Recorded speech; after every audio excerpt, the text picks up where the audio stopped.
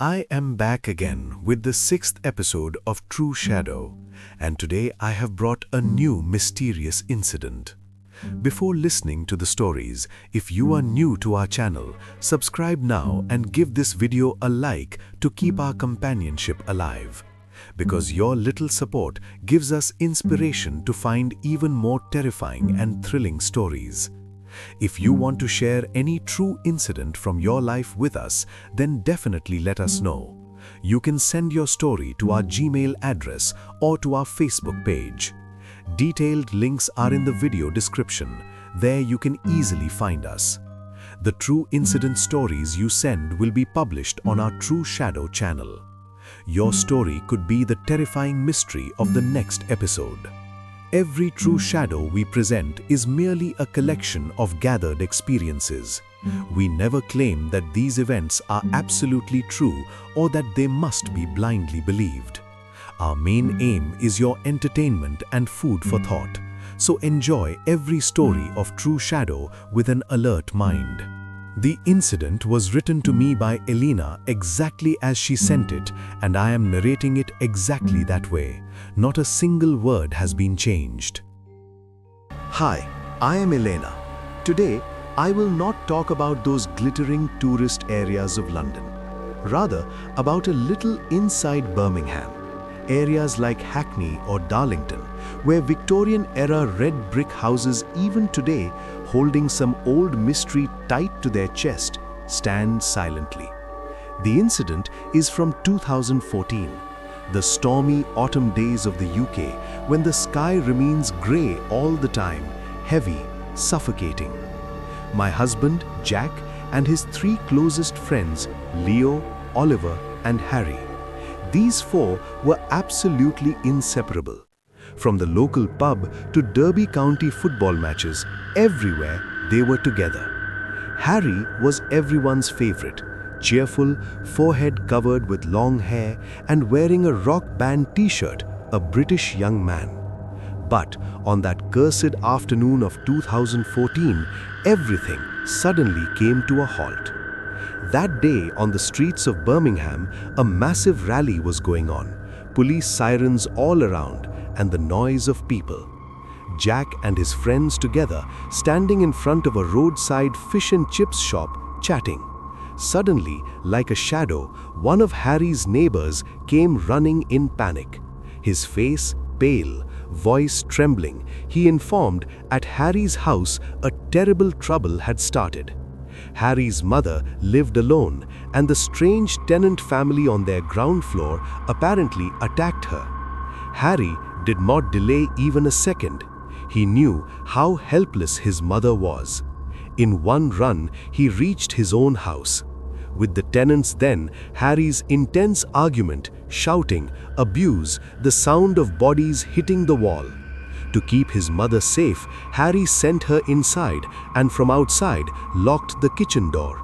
He wanted to talk logically, but he did not know how deeply that dark gang culture had penetrated the blood of that tenant family. One man from that family, who had no mercy or fear of the law, suddenly with a big kitchen knife jumped at Harry. One moment, one breath, one blink of an eye. Before understanding anything, the knife plunged straight into Harry's stomach. Warm, thick blood flooded Harry's beloved rock band t-shirt. Such a brutal incident in our quiet suburb created an uproar within moments. When Jack and Oliver arrived, Harry was then lying on the grass, writhing, unable to breathe. They took him running towards the hospital. Quickly, a paramedic ambulance was called, but it was as if nature itself that day was on the side of the killers. The wheel got punctured. That day, before reaching the hospital, Harry closed his eyes forever. Those blue eyes of his were open, but Harry's story did not end there. In this damp weather of our Great Britain, just as some spirits roam around old churches or graveyards, Harry too seemed to remain exactly like that. His funeral was done, but from the lives of Jack and his friends, Harry never left. Whenever they sat chatting at the pub or went to play football on the field, they felt by their side invisible someone was standing. Harry's death was a blood-soaked tragedy, but his return was a chilling horror movie's real-life reflection. After Harry was gone, that old of Birmingham Lancaster Street seemed to have become even more silent. In our modern UK, we believe in logic and science, but after Harry's death, Jack and his other two friends, Leo and Oliver, began to face experiences that no logic could explain.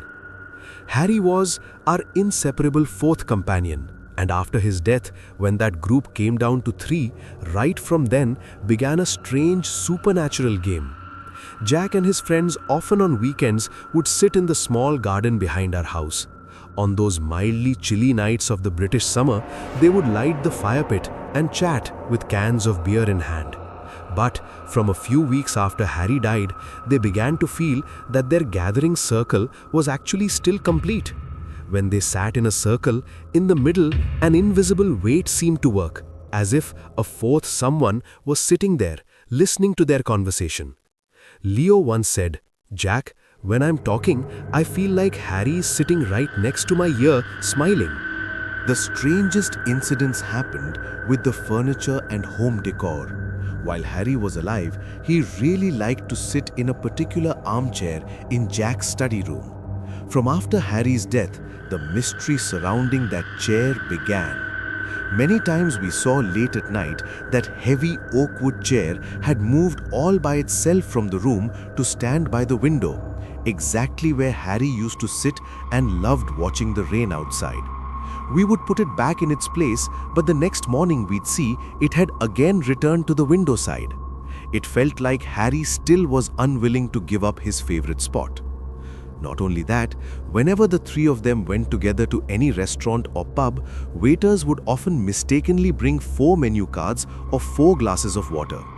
Once a waiter was asked by Jack, "We're only 3, why did you bring 4 glasses?" The waiter, very surprised, replied, "Sir, I saw a young man in a denim jacket enter with you. Isn't he here now?" Jack and Leo looked at each other, remembering Harry's signature denim jacket, and their blood ran cold. Then one day happened that most unbelievable incident.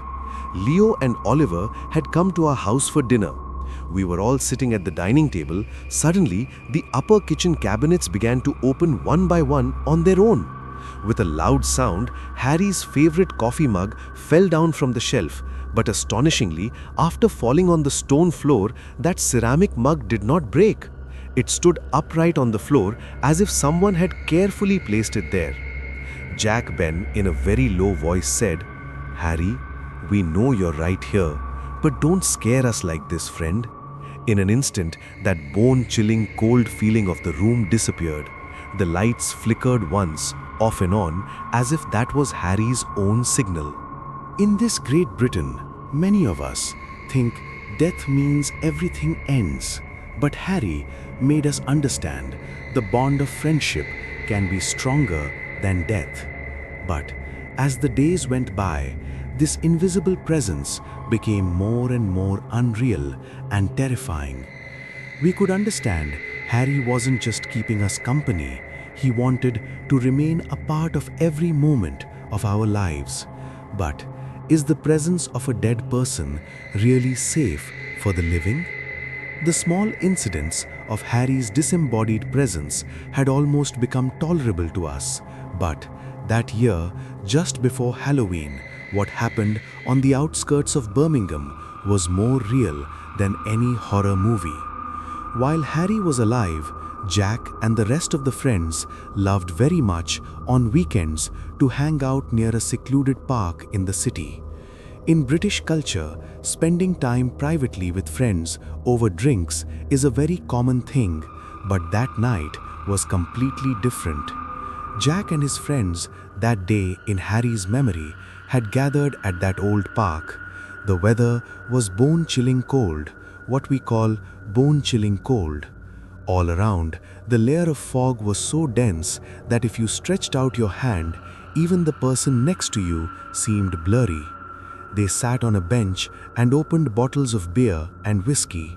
When Leo and Oliver were talking, Jack then stood a little distance away under the line of trees, making his cold drinks and whiskey pegs.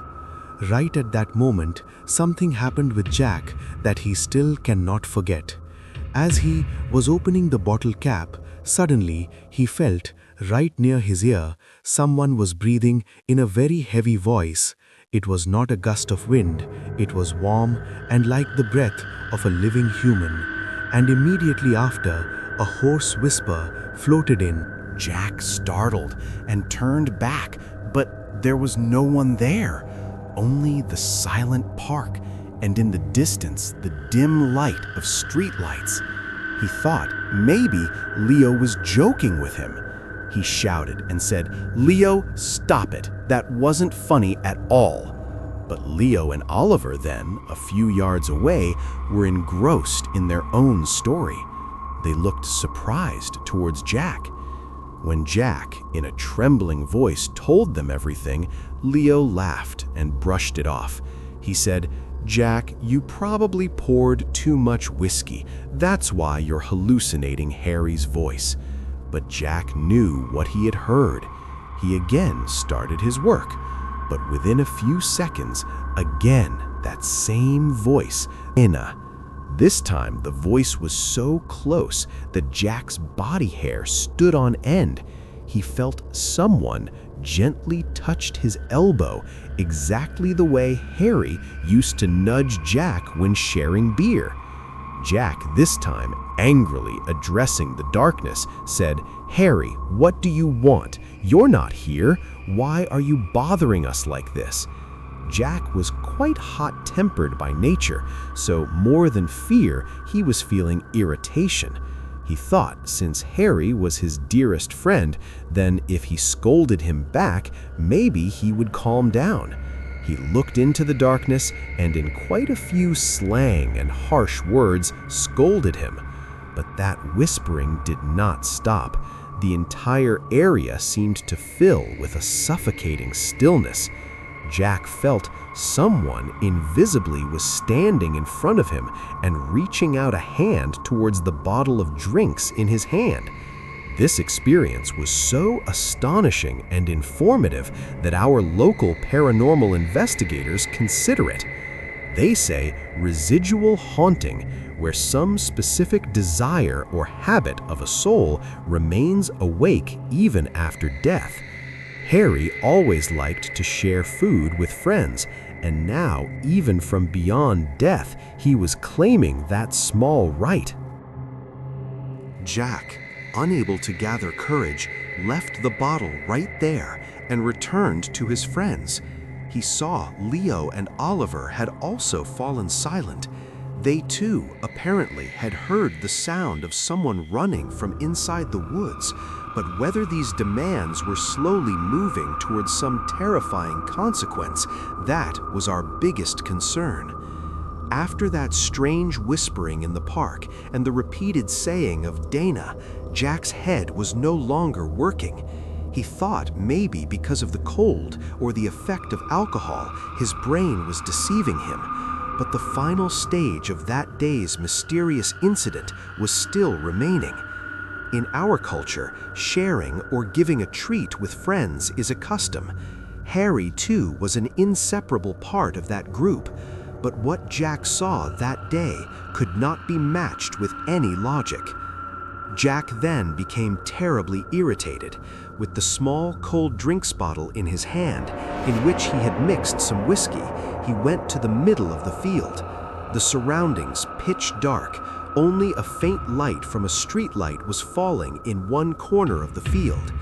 Jack, in anger, shouted, "You need it so badly? Here, take it. Do whatever you want." Saying this, he screwed the bottle cap tight with all his strength and hurled the bottle and the packet of chips into the middle of the field. Jack returned to Leo and Oliver. They were then standing, shivering, in front of a coffee shop at the corner. Seeing Jack's face, they understood something had gone terribly wrong. Jack told everyone, "Come on, let's go see whether it's still there." The three of them, together, shining torchlight, again returned to the middle of the field. What they saw made their blood run cold. In the middle of the field, the packet of chips and the bottle were lying exactly the same way. Jack bent down and picked up the bottle in his hand. He saw the plastic bottle cap was still completely sealed and just as tightly closed as he had fastened it. But the moment he picked up the bottle, he was startled. The bottle was absolutely weightless. They shone the torchlight on the bottle. Incredibly, it was seen the bottle was completely empty. Not a single drop of liquid was left inside. But the strange thing was, the bottle cap had not been opened even once. There was no hole, no mark of any drink spilled on the ground, yet the inside was completely dry, as if someone, without following any rule of the physical world, had sucked out the liquid from inside. Leo and Oliver then were trembling in fear. Leo muttered and said, "Did Harry really do this?" Jack could not say anything. He only felt, even in that 0-degree temperature of the field, someone beside his ear seemed to let out a long breath of deep satisfaction. This incident was more horrifying than many ghost stories we know, because here there was not just sound or shadow. Here there was a direct physical interaction. In scientific terms, this is called a port phenomenon, where an object from one place to another invisibly gets transferred or disappears. Harry had proved his existence was not a fanciful story. He also had the ability to consume things of this world. From that night, Jack and his friends, before eating anything, began to set aside a little food or drink separately for Harry. They saw if they did not do this, then the glasses on the dinner table would overturn, or, strangely, hair would be found in plates of rice. Harry seemed to be reminding them, "Don't forget me." But the dark form hidden behind this friendship, we realized on that cursed night of the Amphan storm. Harry's strange deeds had become a part of Jack's and his friends' lives, but I myself had never directly faced Harry until that cursed stormy night arrived. The UK's weather is anyway unpredictable, but that day's storm was terrifying, almost like a tropical cyclone in intensity. The entire city of Birmingham was then without electricity. Everywhere, pitch darkness and the roar of the wind. On the upper floor of our old Victorian-style house, there was then unbearable heat and a strange suffocating feeling. We decided to spend the night on the rooftop, hanging a mosquito net.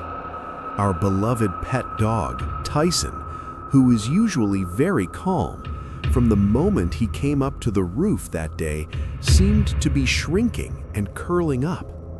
Jack and I were lying down. In the sky, flashes of lightning from time to time were lighting up the surroundings, and in the very next moment, everything, again, darkness. Towards midnight, suddenly, my sleep broke. I felt, even amid that fierce roar of the wind, someone very clearly called out my name. Elena. The very next moment, I felt an ice-cold touch of a hand on my shoulder. That coldness was bone-chilling, as if someone had taken ice straight from a freezer and pressed it against my skin. In my drowsy state, I thought maybe Jack was calling me, but right then, near my ear, a disembodied whisper floated in. "Hello, Elena. I'm Harry. Didn't you want to see me? Look, I've come." The moment I heard that, my blood ran cold. I opened my eyes and saw Jack, right beside me, was immersed in deep sleep. But our dog, Tyson, was then standing in one corner of the rooftop, staring into the darkness and strangely whimpering, as if he could see someone there that my eyes could not catch. Suddenly, Tyson started running across the rooftop like a mad dog, as if he was trying to catch someone or chasing someone.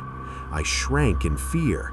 I felt inside the darkness, a pair of blue eyes was staring fixedly at me. I wanted to scream, but no sound was coming out of my throat. That icy touch from my neck slowly started moving down towards my back.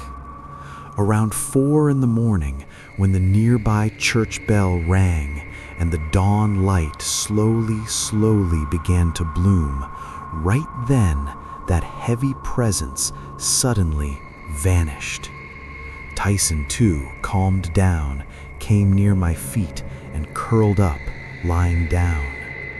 In the morning, after waking up, I told Jack everything. Jack was not surprised at all.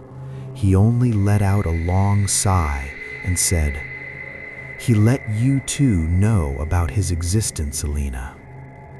Today, after so many years, Harry's murderer may have been released from jail, but Harry still remains in our friends' hangout sessions. Even today, when the 3 of them sit in a pub and have drinks, they keep one glass set aside for Harry. Because they know on these fog-covered streets of Birmingham, Harry is still walking right alongside them.